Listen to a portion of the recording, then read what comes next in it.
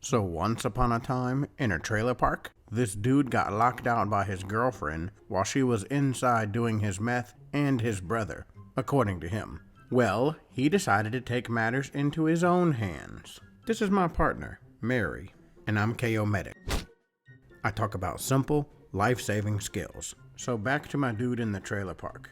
He decides to punch through the bedroom window. Close the window! You're letting the stank out!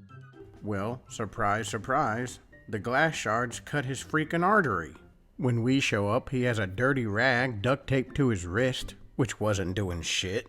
And the outside of the trailer looked like my bathroom if I nick myself shaving. Alright, so I won't bore you with the details, but it's been proven, probably by the military, that homemade tourniquets are not as effective as actual trauma tourniquets. Go figure, right? But hell, I would rather you try to save my life, even if it's 50% less effective. So, there are many ways to do this. I'm gonna teach you what I was taught, which is gonna be the old tie and twist method, I like to call it. Which is a pretty lazy ass name, I'll admit.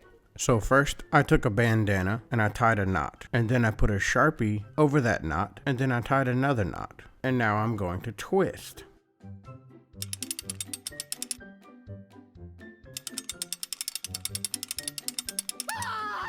You can ask them to hold it for you, or you can try to finagle it with one hand. Take another bandana or a t-shirt and secure that shit in place. If you need to make a tourniquet on the thigh, you may need to use something like a rolled up towel or a t-shirt. As far as the crank goes, hell, get creative. You could use a cell phone if you wanted to.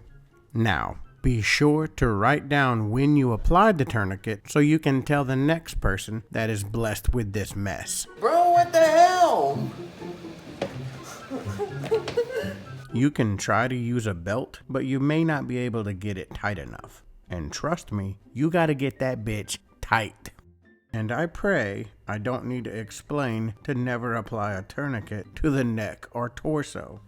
They used to say to release pressure and allow blood flow every so often, but now studies show that can cause some whole new problems. Now they say you can safely leave a tourniquet in place for almost 2 hours. And if you haven't gotten to medical help in 2 hours, I don't know what to tell you. Be sure to combine the tourniquet with some direct pressure. If you want to buy a tourniquet, check the description for a suggestion. If you want to do like me and save some money, maybe throw a couple bandanas and a couple Sharpies in your first aid kit. My next video will be on the signs of shock, so be sure to check back. Well, at any rate, this shit is for entertainment only. Take care.